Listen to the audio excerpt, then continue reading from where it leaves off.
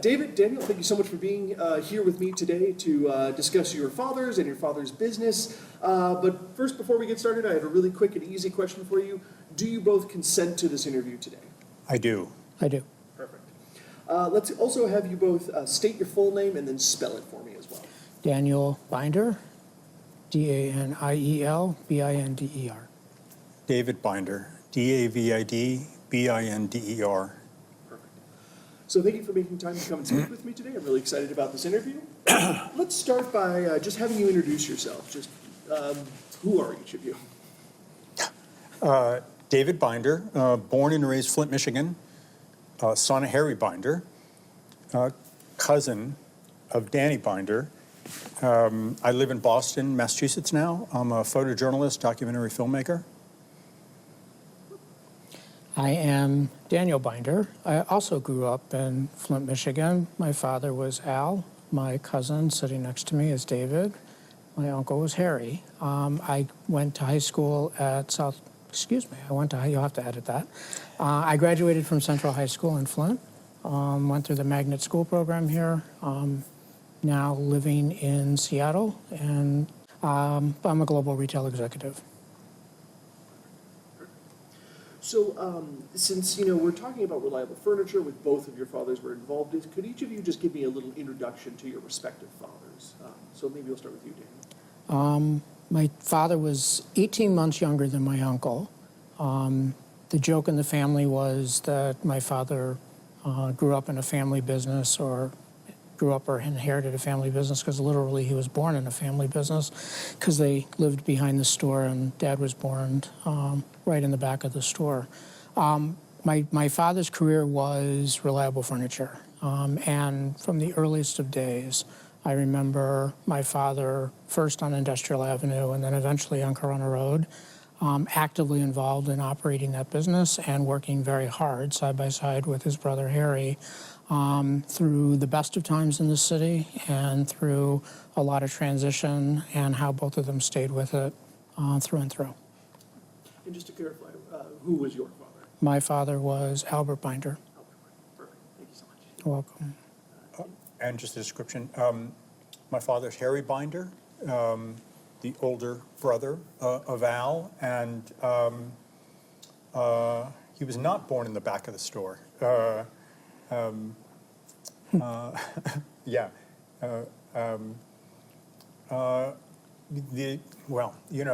These men are first-generation Americans, son of Eastern European Jewish immigrants, and the store was their life. They lived in a room behind the store, and their community was all in the north side of Flint, and the store was the central place for all their buddies. They would come over, and they'd work the store, they'd go to school, they'd have fun with their friends, but the store was their life.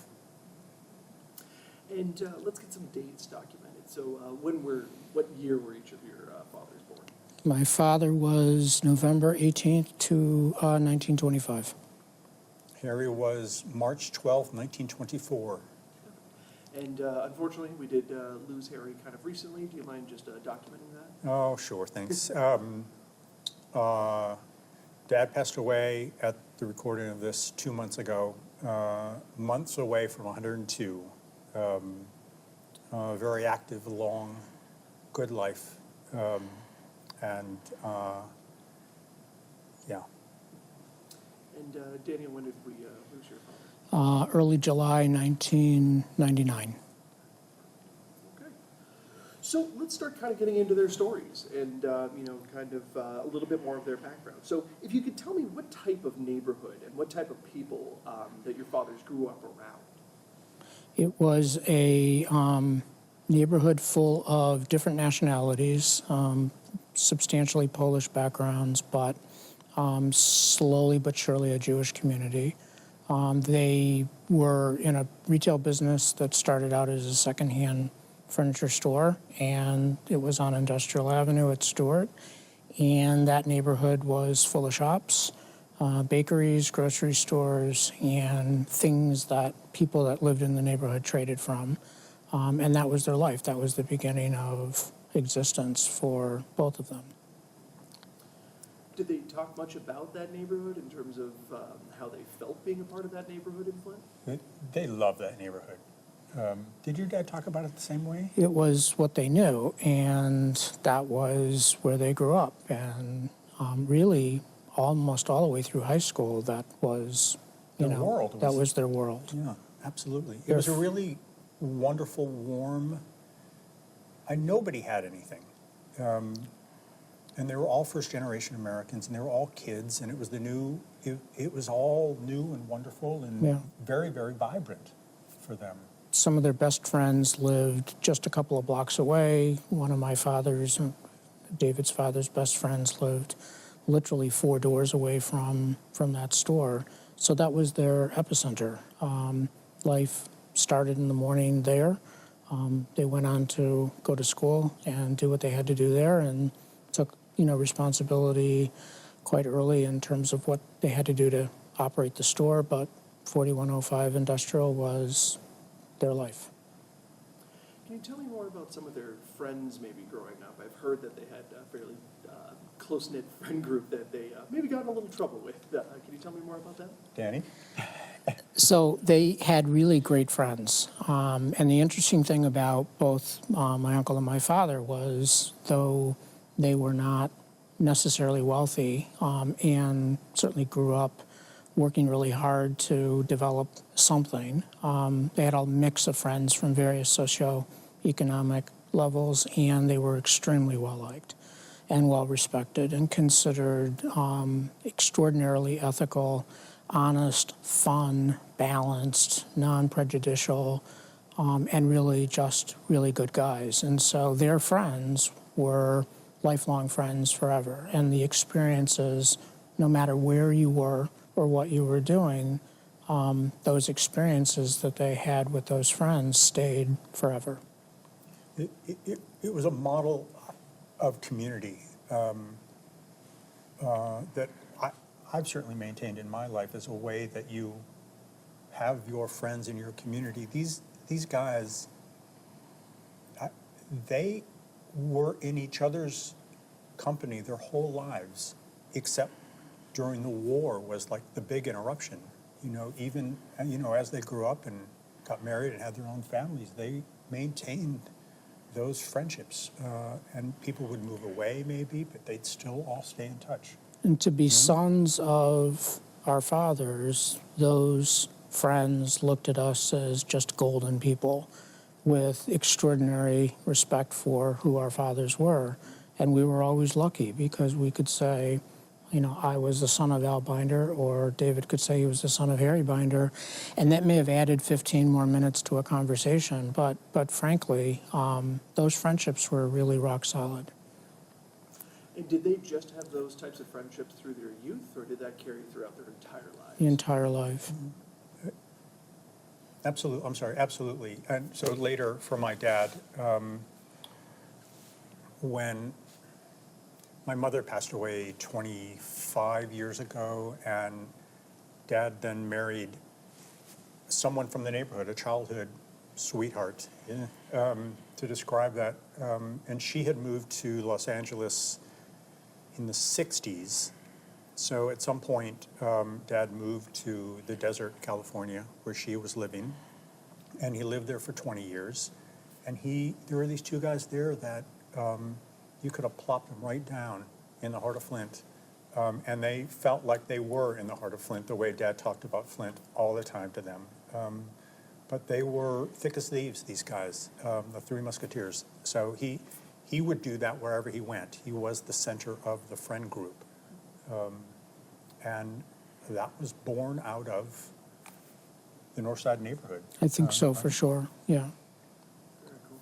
Very cool. Thank They only knew, at the end of the day, these were 2 people that only knew how to get along with each other and respected the fact that that was going to carry them through the present, what was next and the long term. And so they were extremely connected, extraordinarily ethical and honest toward each other, and, shared parts of a business together that had enormous respect for each other, and that was the nurturing of how that business stood for forever. A model, in business and without. They Without exception. 100%. Was a perfect partnership that one never had to go to bed at night worried that the next morning something would be surprised that you'd read about in modern families today or modern businesses. That just wasn't the way things worked. They really respected each other, and as David mentioned earlier, they started from the beginning, and the dependency on the two of them was all about just that. There was a dependency on each other to make it through each day and make it through the week and make it through the month, and they worked with each other very, very closely. So let's kind of go back and talk more about the business and your father's involvement in this rather unique business. So your father's literally grew up in the back of the business. What did they tell you about that kind of living situation, literally living where you work? What do you have on that? So Dad didn't talk a lot about that with any sense of glorification or positivity or negativity. It just was. And what we always knew was that life was much better today than what it was like back then. Yet when he talked about that, he never said anything negative about it. He would just compare and contrast.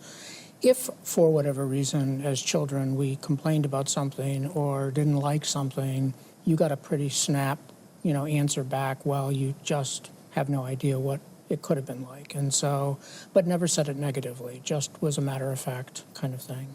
But it was life. And rather than complain about it, rather than gnaw at it, rather than try to run away from it, I think both accepted responsibility for what they had to do, nurtured each other for what had to happen, maintained balance with personal relationships and community, completely respected two parents who were really very good people, and life went on. Perfectly said. It was life, and there was not a measure of burden or obligation, and there was joy in those childhoods. Dad would talk about where he found humor or his discoveries. One of my favorite stories that he tells is that their mother would fill up the tin tub once a week for them to take turns having a bath. And one day, their father took he and his brother by the hand and walked them over to the Burston Fieldhouse for this thing that they had heard about called a shower. And it was just the most brilliant thing it ever had, and they were early teenagers, I think, at that point. Or even just slightly younger. Yeah. So that, you grow up with the tin tub in the room, the one room that they're all living in. That was life. And there wasn't an expectation that it was something different. And to be walked over by your father, to have this thing that you'd heard about called the shower, that was life, right? I feel so fortunate that we got Harry to share that story in his interview too. It's a really cute and beautiful moment. And the way he talks about it, it's just like he's a little kid. Yeah. This thing is just, okay, so yeah. I think I remember him saying, you just didn't want to leave. It was the most glorious thing you've ever experienced. Yeah. But so many people had showers and electricity, and they didn't have that, and they were just starting out, and so they were really, forced is not the best word, they were obligated at the end of the day to ensure that they took care of each other more critically, provided extraordinary support to their parents, but they never complained about those kinds of things. And just to compare and contrast every once in a while, if as children we potentially misbehaved or didn't like something, there was always just something, always a comment or a reference back on what things used to be like, and they worked really hard to ensure we didn't ever have to experience that ever. And a great point that people had showers in their homes. It wasn't, the 1800s or something, but they didn't, because they didn't. It's true. Very cool. As we're talking about kind of their youth and working in the business, what types of like jobs did they have? Were they expected to interface with customers? Were they just upkeeping? What kind of young jobs did they perform in the store? At the earliest of age, they would work with customers. I know my uncle, it was a company that built its business model around carrying paper and taking payments. I know my uncle took that on very quickly. Dad would take the truck down to Detroit with his father and pick up furniture for 2 or 3 weeks worth of supply to sell it. They handled the logistics collectively together. It wasn't a set of sexy roles. They were wake up in the morning and it was just kind of the role of responsibility, and you did what you had to do. I think as I watched both of them, what they really embraced was their customer, because it just became part of the family. It became a very typical routine. They got to know their customers really well, and Dad would often talk about watching his customers' families grow, and their kids would grow. And even going to high school here, I was in school with people who were our customers that went, way back all the way to the 40s. And so whether it was their grandparents or their uncles or that kind of thing. So, but they had no specific role. I think later in life they did have specific roles, and they worked to figure out where they get the best out of their talents and skills. But early on, it was responsibility and duty very, very quickly, and making sure that, what they did took care of the business for the next couple of weeks so that things continued to move forward. They found their own natural paths together as they did that. And Danny is more knowledgeable about how the store was working than I was, but it wasn't even a big brother, little brother sort of thing. They were equal, and they had their different skill sets, and they found their own path. They totally cared for each other. At some point, David's correct. They found their niches, and that worked.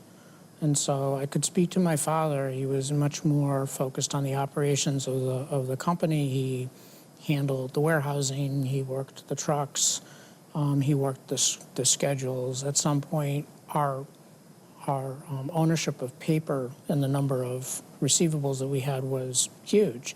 And Dad loved working those receivables, and even went out door to door to collect on those receivables, and made it very clear that he could sell additional things to customers as he went out and did those receivables. And my uncle, as the business changed, as the business grew, as the business moved, was involved in real estate and would get involved with public relations and got us set up with advertising agencies. And as the city changed and it went through significant transition after some of the social unrest here, developed great relationships with the banks, which we needed because we were small in some respects, and in other respects the amount of those sales were significant. And he developed great relationships with the banks where they trusted us enough, that they would sign contracts on behalf of customers and carry that paper for us. And so they worked together. But honesty and integrity, second to none. And typically at noon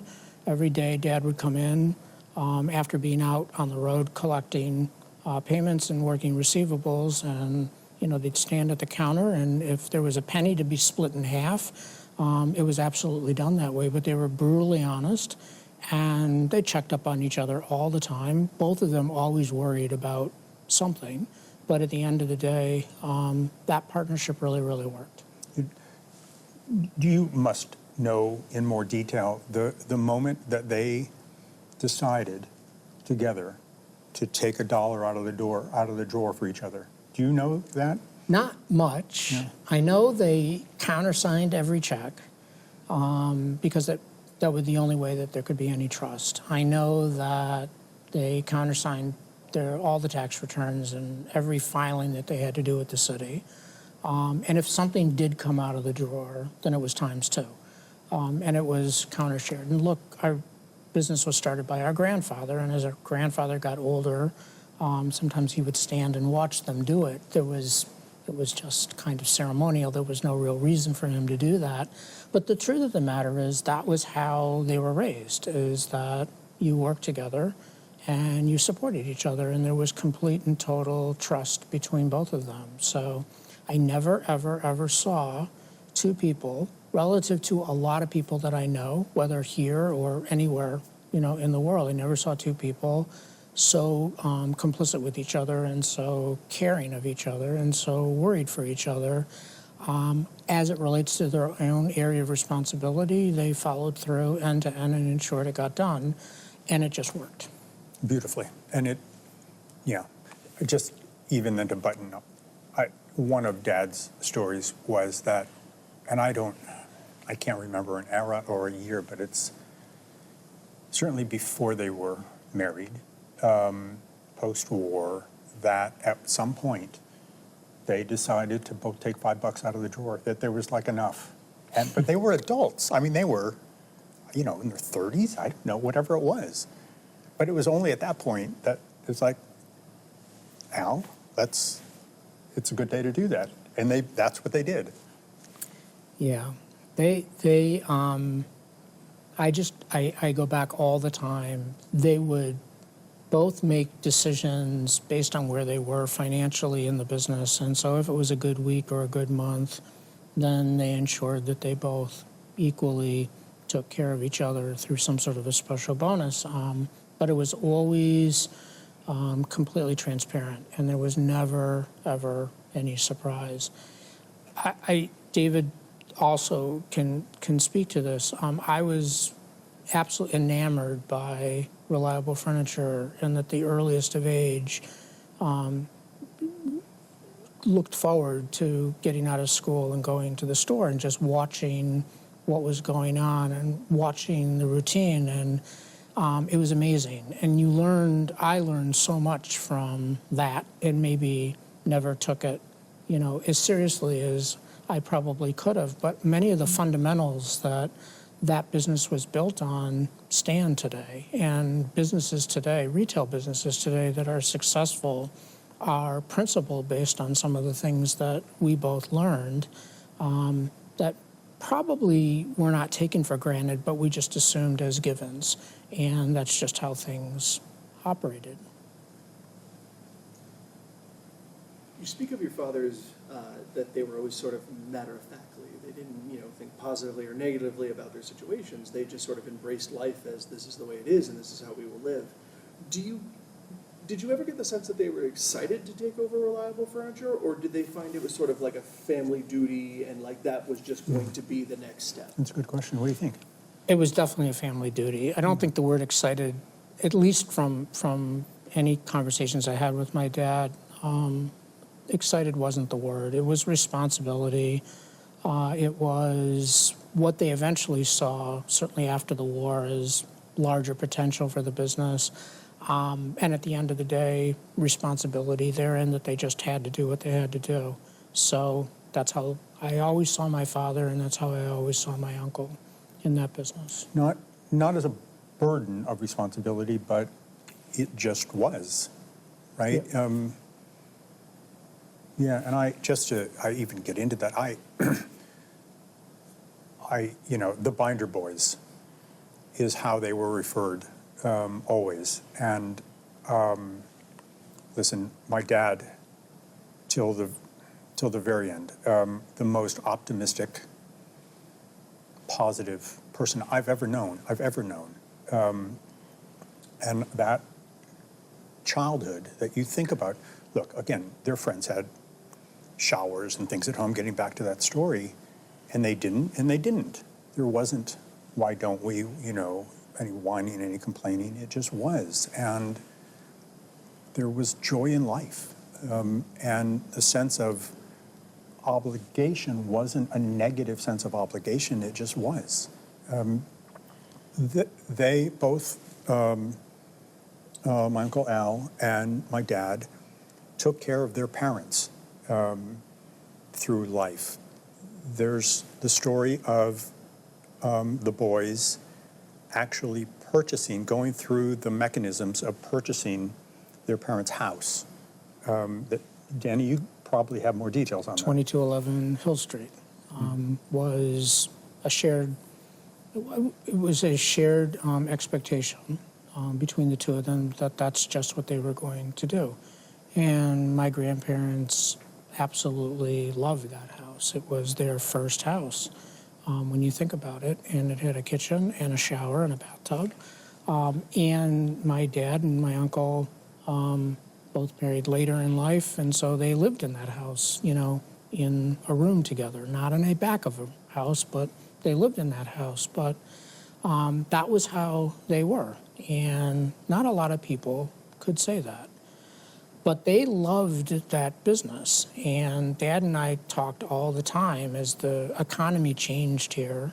You know, he would say things like, people, you know, make fun, maybe I should do something else, but, you know, I really love the furniture business, and I like what we've done, and we make a very good living. And he would remind me of that all the time, not arrogantly, not obnoxiously, but just was what it was. And it was a hard business, and the details that they got into were huge.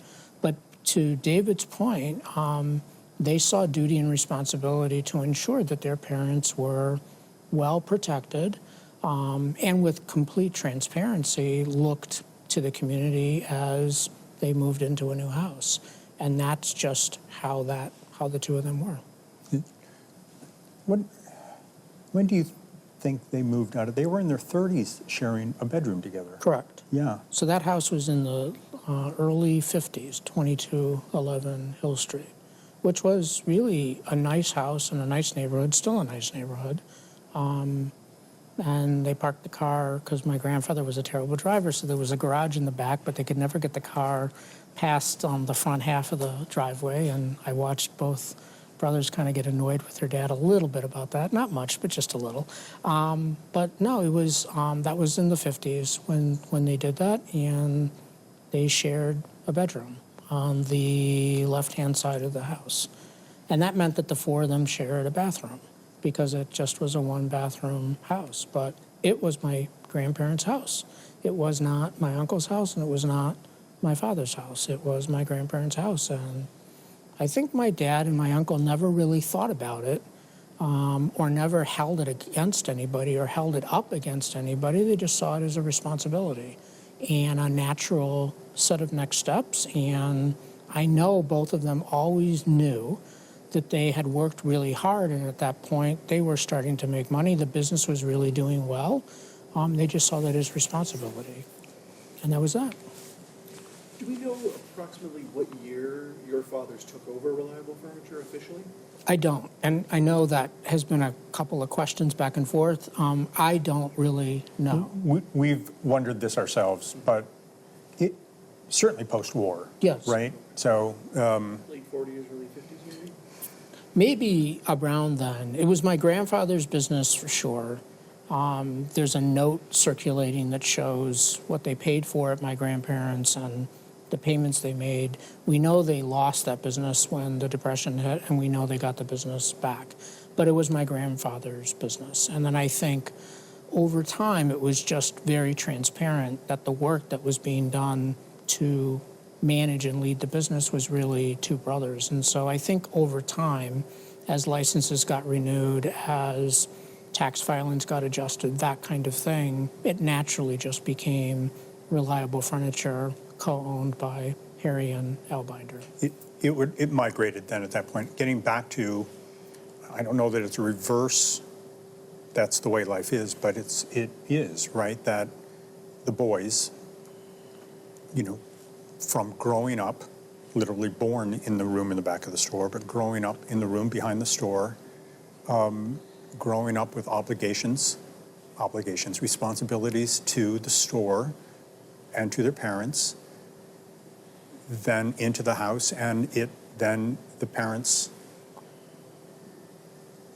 allowed isn't even the word, but just recognized that their sons now were doing the business. And that was the way it was.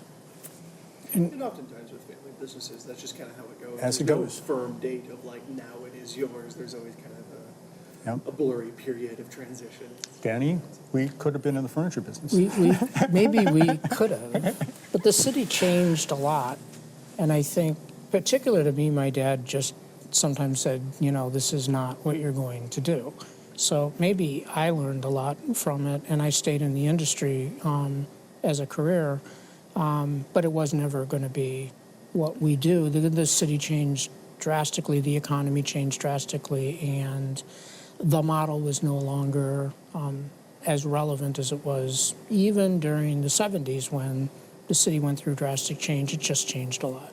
And as the plants started announcing closure, which was an unheard of, even in the 70s when the city went through the oil embargo and that kind of thing, there were real questions about the economy and unemployment rates and GDP and customer spending, and certainly there was a lot of change. When you say plants closing, you're referring to General Motors? Yes. In the David and I are both born in the early 60s, but as recently as the early 70s, 73, when the oil embargo hit, I watched both my dad and uncle get worried because that was probably the first economic event since the World War II, and certainly since the Great Depression, which they had fond memories of as young as they were. It was the first time that they actually wondered, would things go backwards? And they were certainly in a very different position. They had the business was never in debt. It never operated at a loss. They were extremely focused at things that they would work on to keep moving it forward, but it was a different type of work than ever before. And I watched my dad in particular get very uptight about that, and would that, impact two families that were highly dependent on that business, and yet they got through that. But when the 80s came, it got more difficult. And then finally we saw General Motors making some decisions to contract a little bit here, and that was never, ever expected. Even growing up here, you just never expected that at all. So.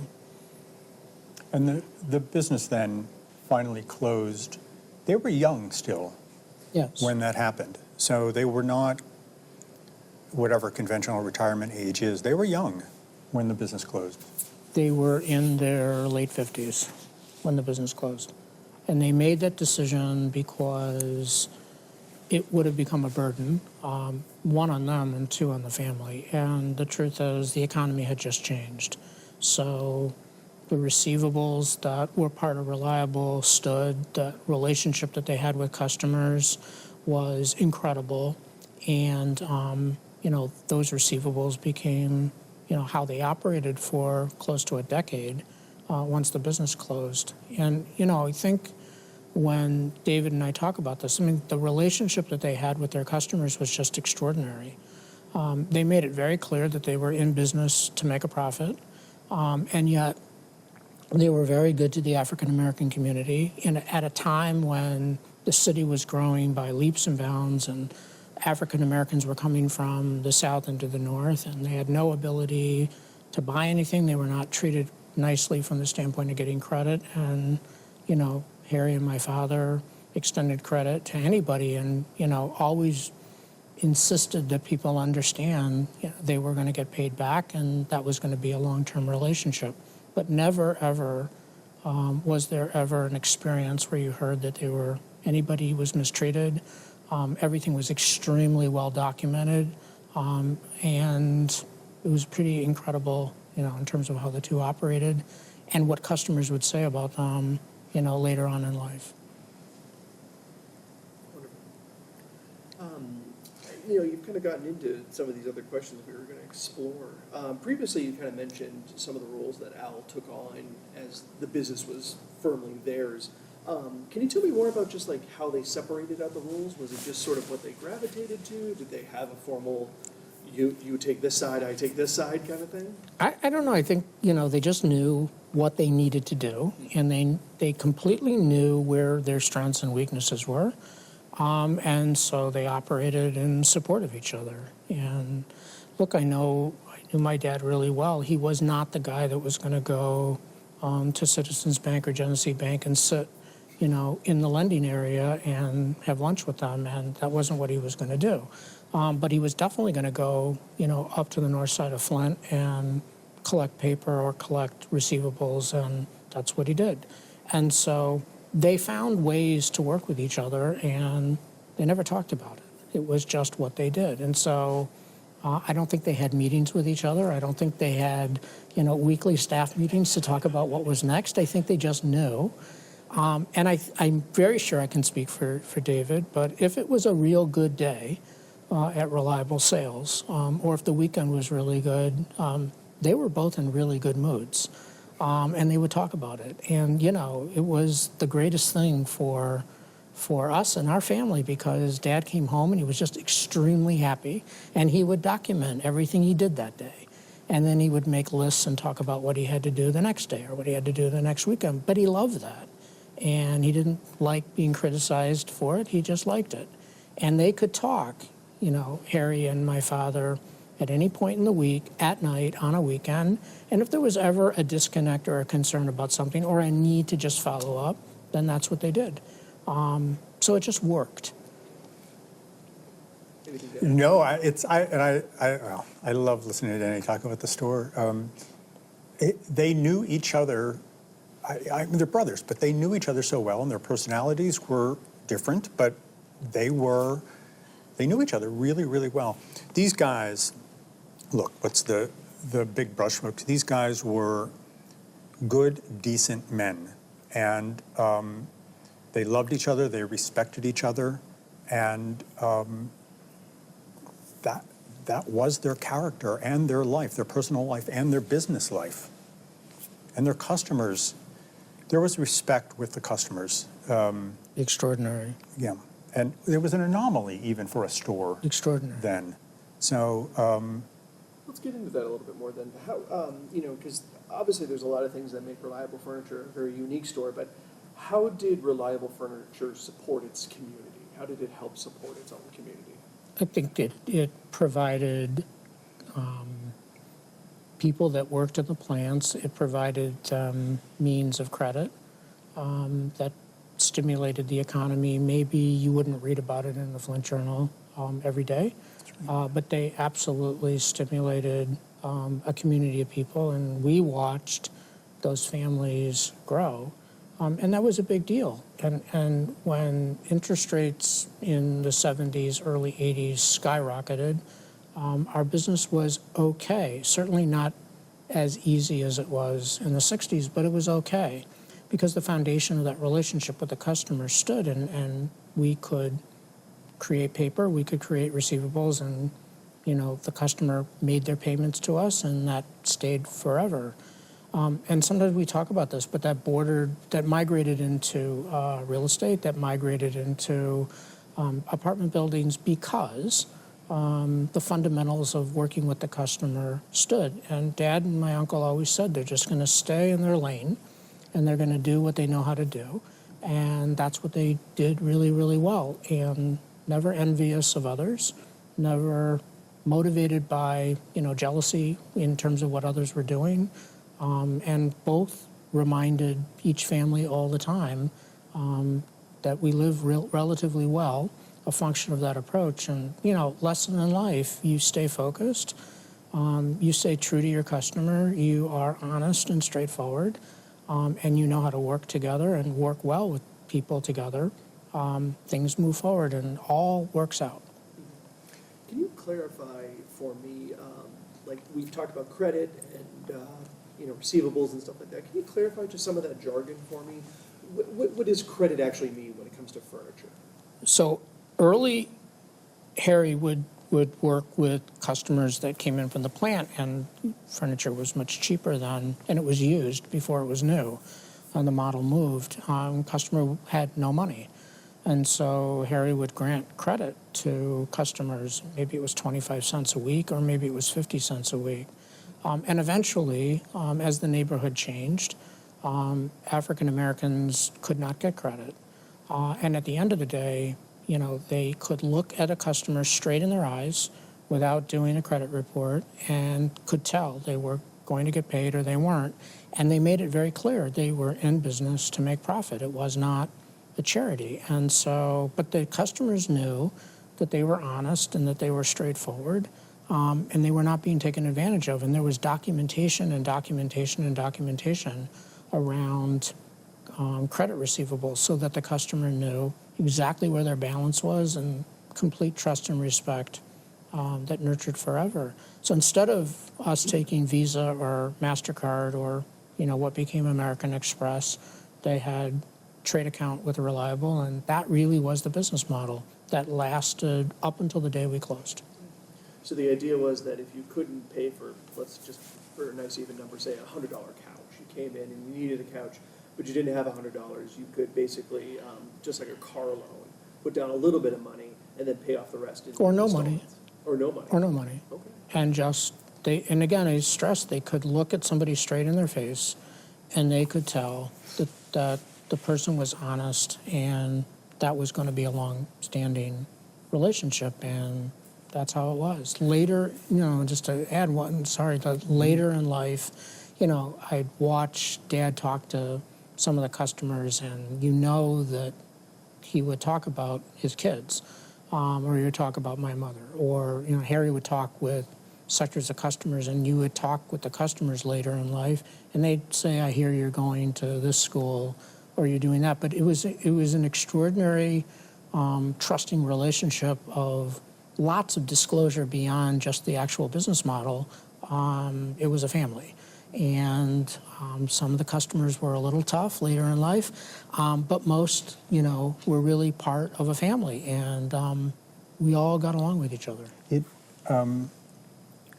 Who, logically, you're starting a business, even say post-war, you're selling a customer a couch in the hypothetical for $100. They have no money to put down, and it's a handshake that you're going to get back, what's the figure, 25 cents a week? For how long will that take to pay off $100? But that was the business. That was the business.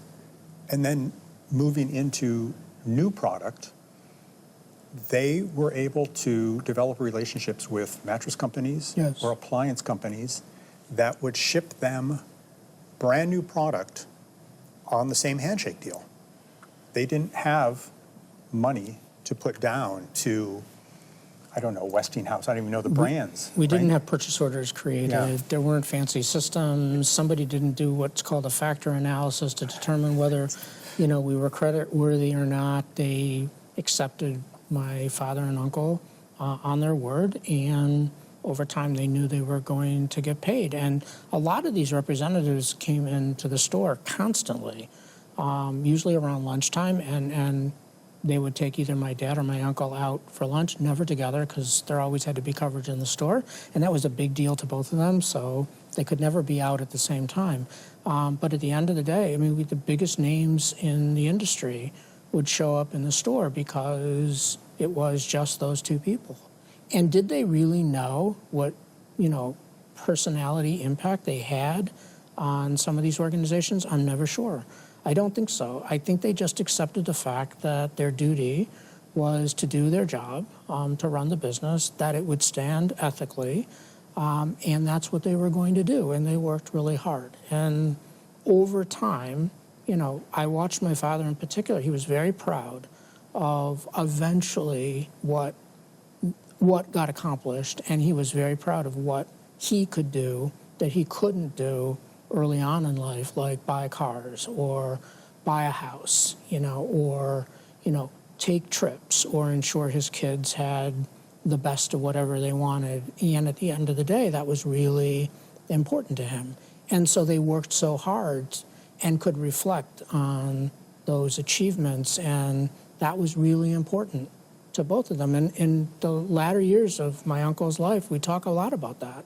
And never with any arrogance or never with any self-fulfilling prophecy, always just about, we were proud of what we were able to achieve, and never would have imagined, if this were 1945 or 46, never would have imagined that we could have been able to do that.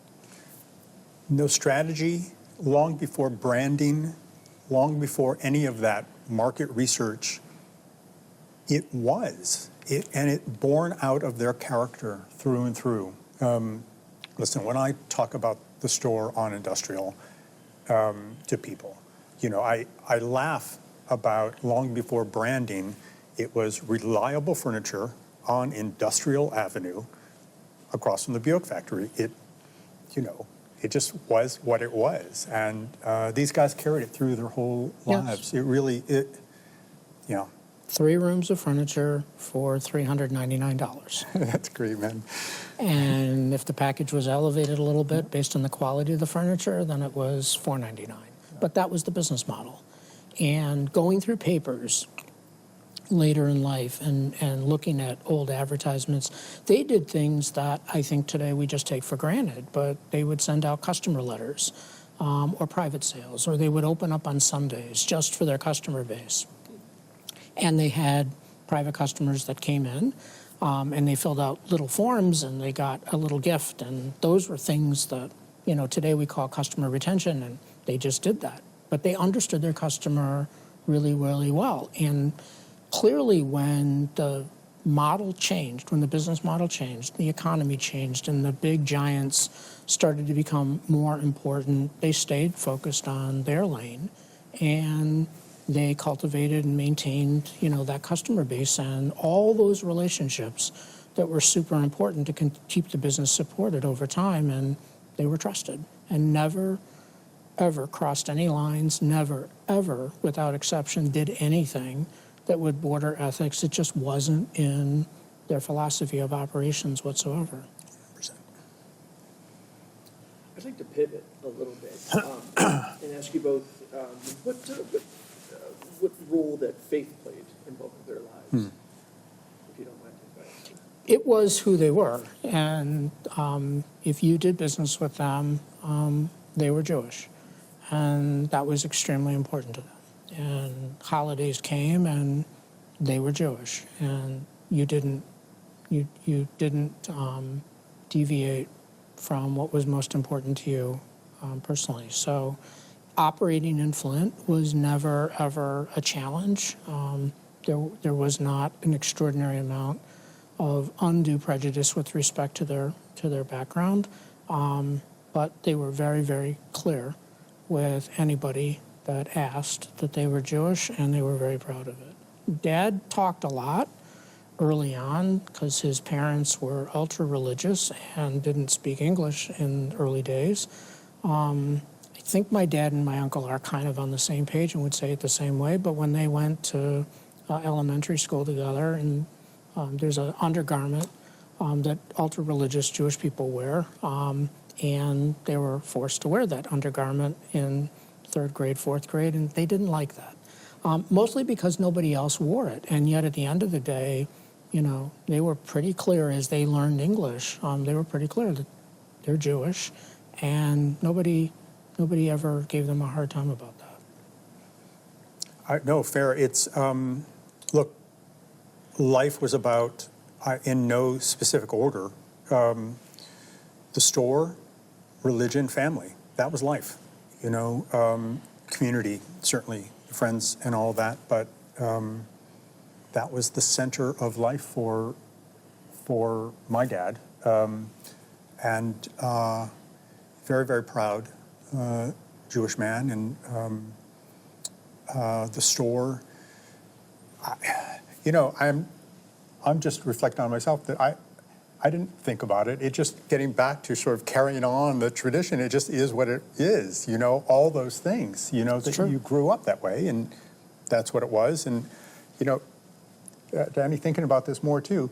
We, in different ways, worked in the store, right? Yes. Not in a sense that it was ever going to be our lives, but we grew up doing jobs in the store. And that's funny, whatever the manual stuff that I would end up doing, either working the truck or cleaning and all that other stuff, somebody asked me recently, did you get paid? And I'm like, do you know, I don't. We did. Did we? I had no memory of it. And we got a so check, both countersigned by both of them. Got it, all right. It wasn't a big check, but it was a check. Got it. But we all, they were very cost conscious, so that vacuum cleaner that Was part of the business in 1968, became part of the business, still part of the business in the 80s, but I think each of the children used that vacuum cleaner and ran it from the front of the store to the back. Depending on what was at hand, I know I had to clean the parking lot, typically once every couple of weeks. We would go down to the warehouse and we were given an assignment, and it wasn't a difficult assignment. We weren't bullied into doing it. We weren't treated poorly. But it gave us another perspective on how things operated. We saw our fathers coexisting and working together, doing what they do. Always acknowledged by both of them. Always time for all of us, whenever they were a few minutes free. We always had deep talks, and then we went back to dusting or vacuuming. But I swear that vacuum cleaner was touched by each child in both stores, and so that's just how 100%. things were. And I swear, did you ever use the sickle to do the? I don't think so. I swear that sickle, Leo had to bring that from the old country. That sickle was so old. So, I just remember the garbage bin in the back on Corona Road, and I always wondered who was actually going to pick up the garbage, because all I ever knew was to throw the garbage into the garbage bin. And I always remember there were certain things I just wasn't allowed to touch.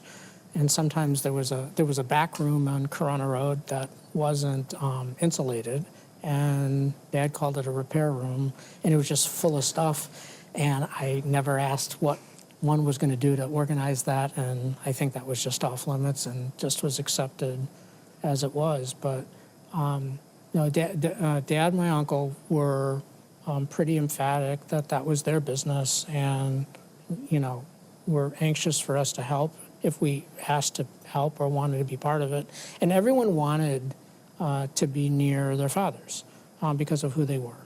And so, it was an infatuation. You couldn't get enough of either. And that was how we grew up over life. And so if it meant helping out a little bit in the store, a little bit, doing whatever that was, you just did that. Mm-hmm. And it was fun because you got to spend time with your father, and it was kind of cool. absolutely. And I had a really great relationship with my uncle for those same reasons, that being there and being with those guys, father and uncle, it was a really beautiful thing. And being I'm in Corona Road now in my head, and their desks were facing each other, and I remember that room a lot, the back office, and talking with your dad all the time back there. Yep, you could have deep conversations with either. I went to Central, and Central got out at 10 to 1. And so I was always anxious to have lunch with my father, and yes, sometimes I didn't make the last class on purpose, and so I got out of class and I would go to Reliable at 12, so then I'd have lunch with my uncle. And I'd come back, my dad would be there. He said, "Are you going to lunch?" I said, "No, I just had lunch." He's like, "Oh, okay." And then we'd sit for a few minutes, and how's everything? It's fine. How was your day? It's okay.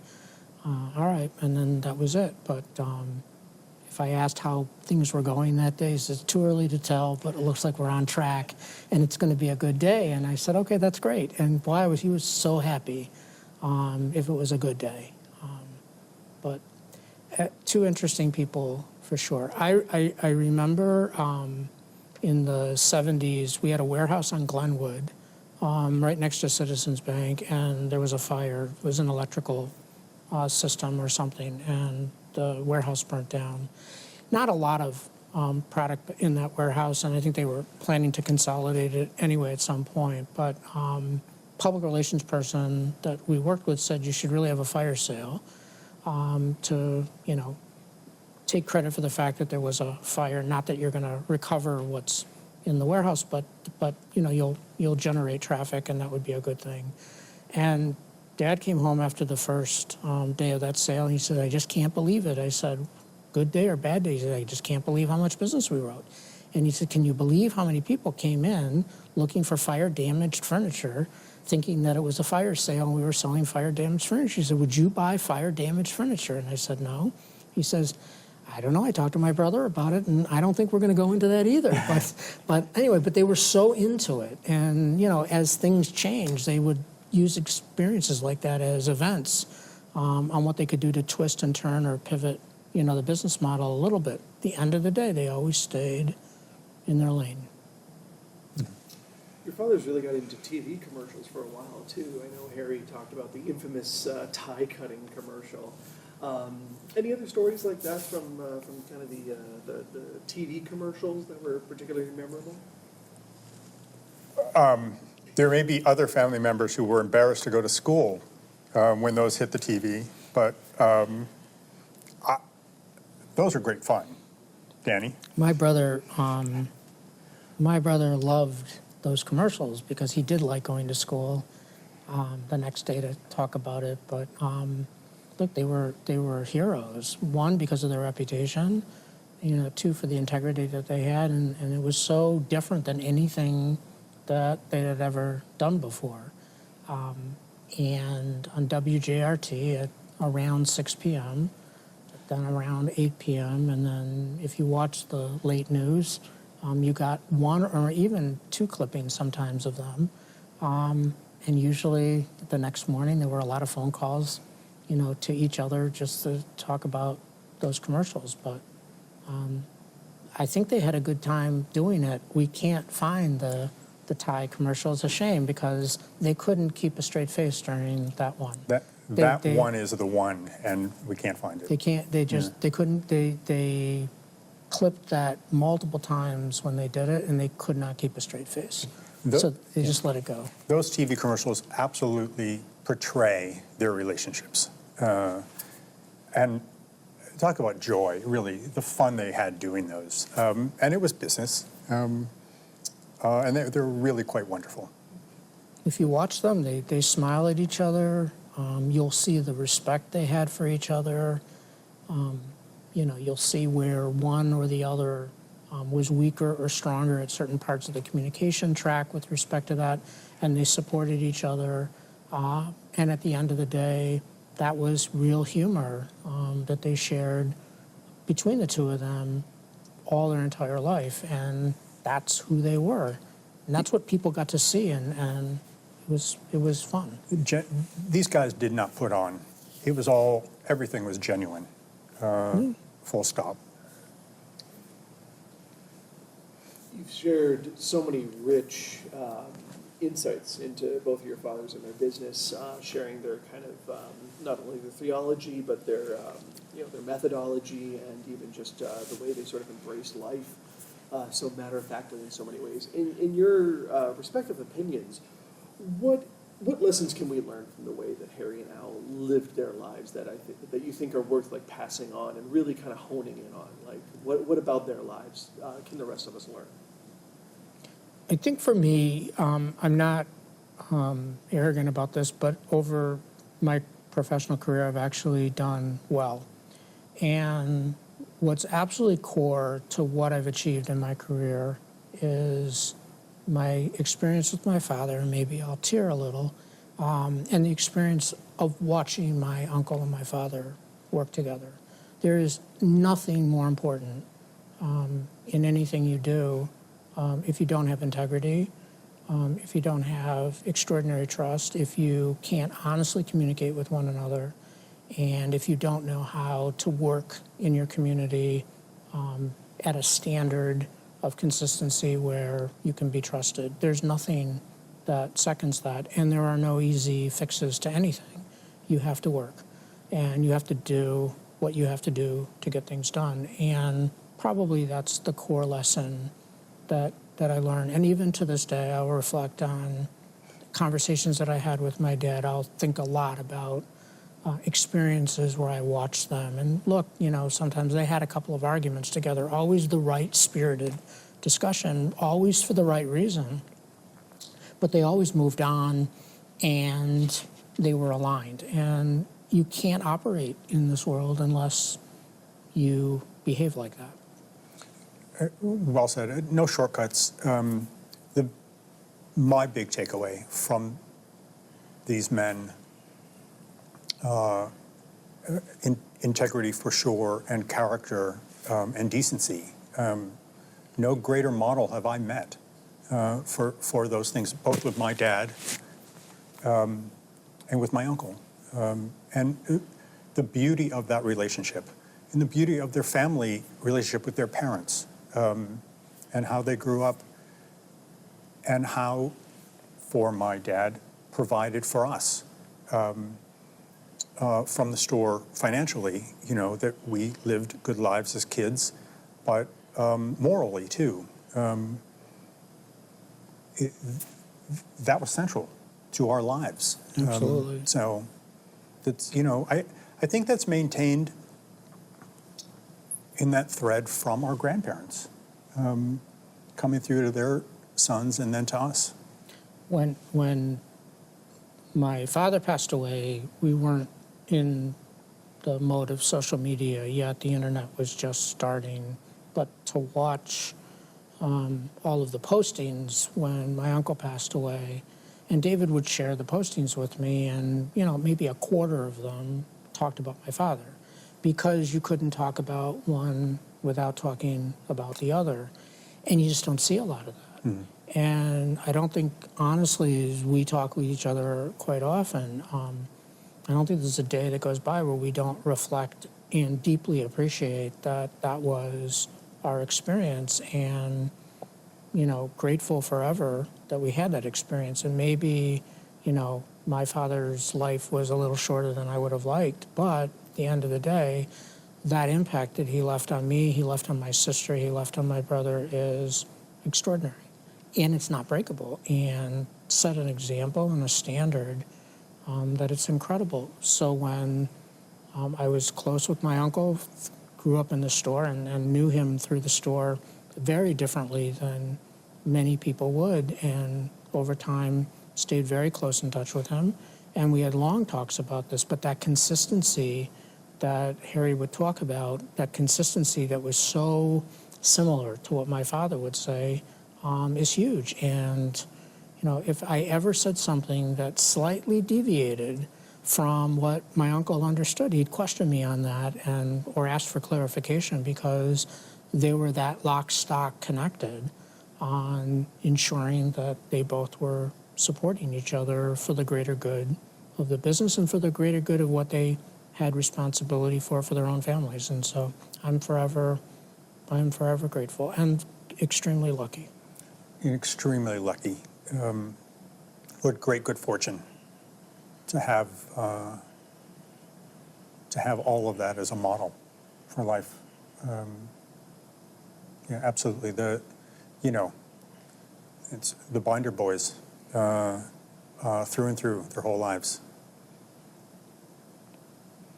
I think in the last part of Reliable Furniture, at that point, I was in high school, maybe early years of college, and I'd come back, but I'd watch those friends show up in the store on a Saturday, and the time that my uncle and my father would give those friends time to talk or to share, or those friends would watch both of them just extremely busy, and they would sit and wait until they were ready to talk.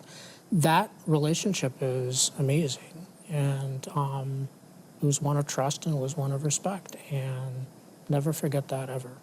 It was extremely, I sometimes refer to the word as seamless. It was just one common experience that balanced personal and professional duty and accountability and responsibility all together as one. And as I said, and David just reiterated it, I think we're both extremely lucky. I think our brothers and sisters are very, very lucky, and there isn't a day where we don't know that. There isn't a day that we don't know that. Absolutely. That's special. There was one story, and I didn't know if you wanted to do it. It's a little out of place right now, but the story of you going to collect and being thrown off the porch. I can say If you want to, I can say My next question was going to be, we've touched on some of the iconic stories that I'm aware of, but are there any other memories? I just didn't know that if you it was a personal thing. Danny, what's the story, just to set you up? what's the story you have? So you worked in the store in a different way. You worked on collecting, and you would go door to door to collect when it was necessary. And you have a story about having a bad experience one evening collecting. At the earliest age, I would sit in the car with my father and spend all morning with him going on what we would call accounts, and I was just enamored by it.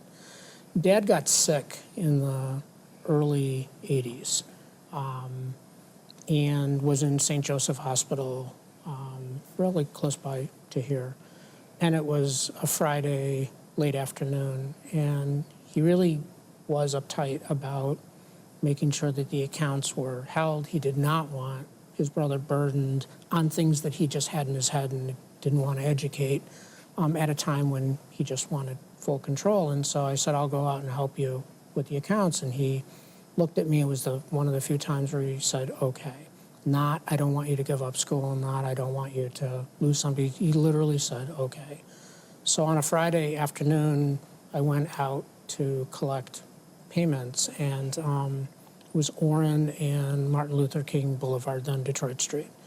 Not at the best hour of the day. Knocked on the door, good customer, long-standing customer, and always announced myself as, it's Al's son from Reliable. And the guy opened the door a little inebriated, didn't know who I was, didn't believe me, pushed me off the steps and said, go away, don't know you and don't ever come back. So went on with what I had to do.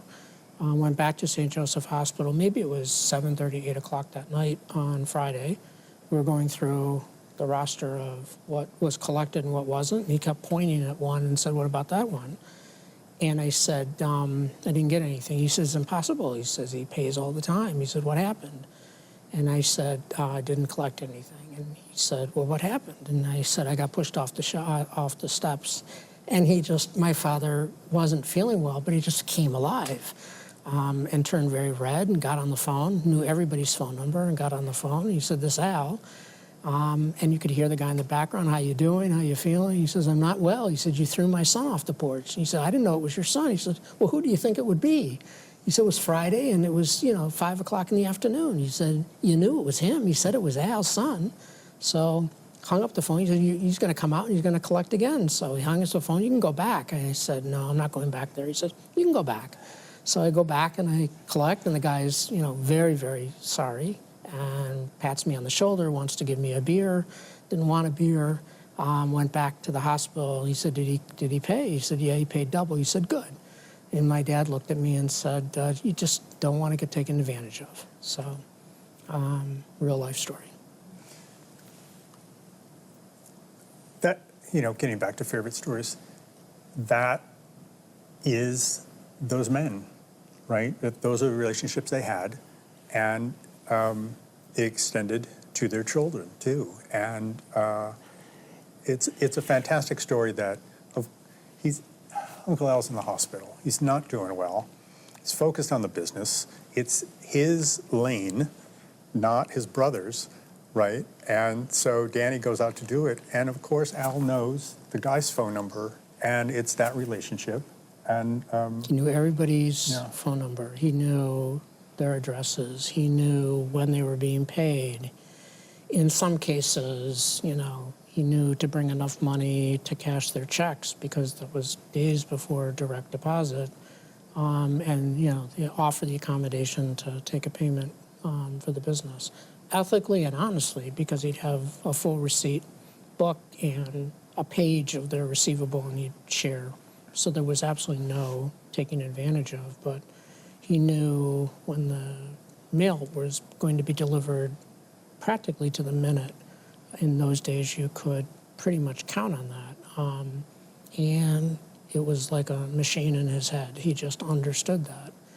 When I started to do a little bit of it, a little more of it, because Dad really was not feeling great in the 80s, before cell phones and maps and all of these other things, I just remember getting lost on the north end of Flint, and I'd go to a payphone, and I'd call the store, and I'd say, I don't know where I am, and Harry would say, where are you? What street are you at? And I remember, I would give him an intersection. He's like, well, you're 2 blocks away. You got to go up a little bit farther and then turn right. It's a red house, and just before the house, there's a fire hydrant, and be careful, the curb is too high. I mean, they knew those neighborhoods like the back of their hands, and so I'm like, okay. But it would take me a lot longer than it would take my dad to run those accounts. So, but that's, again, that was the business model. Look, even a big picture again, you think about these guys, they're growing up during the Depression. Post-war, they developed this used furniture store into a new furniture and appliance store. And these growing families and growing economy of Flint post-war America, they were able to provide furniture for these homes at no credit, on handshake deals, and on these relationships. And that really is the portrait of these men, and the store for sure, but of these men. And they provided well for 2 families, and 3 kids each, and it's a great story of. And anything we wanted was ours, and they never held that over our heads. They didn't. It was nothing but pure pleasure for them to see how we nurtured and moved ahead very differently than they did. And yet in our backgrounds, look, and David and I talk a lot. It's what we still discuss because it was really and truly a very interesting business model that I think, again, and I said it at the beginning of our talk, I don't think we ever took it for granted. I think it took time to go through life experiences on our own to further appreciate the example that it set and, the foundation that it set and how real those experiences were that really translate today into how we operate. And while a lot has changed, a lot hasn't. And, just stress that integrity and honesty and consistency and duty and follow through, relationships, they really do matter. They matter a lot. Absolutely. To close out, is there any advice that either of your fathers gave you that you would like to pass on? A piece of advice that they might have given you that would benefit everybody else? I don't know about words even. It's a model for living. Through and through. I don't think there's a delineation between verbal advice so much as a model of a way to live. And I think we both keep repeating those words, but character is everything. And to recognize how well liked and loved your father and your uncle were is that guidance. It's significant and it's important, and that's the meaningful measures of a well-lived life. Never got words of advice either. Maybe 5 days before my father passed away, you knew it was going to be time soon. I was living in New York at the time. I was here, went up, kissed his forehead and said, I'm going back to New York. And he put his hand out. It was his gesture of choice. That's how he interpersonally interacted with everybody. And he just said, thank you. And I knew what that meant.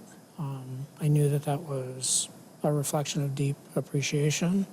And I knew he felt really good that in his way of life, he left an impact. And, reflect on the 2 years of his last 2 years of life and how much my brother and my sister and I would share with him on our own achievements and how much he would smile and reflect and say, I think that's great. You know, you're going to be fine. Always in the background, we knew that the foundation that he set or the example that he set was interesting. But no, both of them, as I recall, never extended words of advice. They weren't given words of advice either. They were, they learned early on in life, both my uncle and my father, that if you're going to make it, then you have to figure it out, and you have to do what you have to do. So maybe that wasn't in their mantra. I want to thank you both for taking the time out of your day to come and speak to me about your father's and your father's business. I feel like I've learned so much in such a short amount of time. Not only having the opportunity to be a part of Harry's interview, but now this follow-up interview. So thank you both very much for your time. They would both, I guess you could, I keep doing the mic. I think there is great joy. They, I think, would love to know that they're being included in the history of Flint at the Sloan. I think that'd be really, really important for them. So thank you. They loved Flint. You could say nothing negative about Flint, ever. You could never say anything negative about Flint to anyone ever. They both had the same passion and respect for the city through the best of times and through periods of transition. They loved the city, and they completely appreciated that their roots were here and what they achieved happened here. And what they learned happened here, and their children went on from here and are who they are. And Flint was a real important place for them. And one story, in New York, I got honored at an event, a Jewish event, and there were 5 people at that event. I had no idea. My parents were at the dinner, that all had some relationship back to Flint and our synagogue. And Dad was 6 months from passing away, clearly sick at that point, and clearly probably shouldn't have taken a trip to New York in the first place to do that. But on the plane back to Flint, as the plane started to descend, he just laughed and said, wherever you go, there's Flint. But honestly, he genuinely meant it. It was really important to him. He didn't like it when people made fun of the city. Thanks, Malcolm.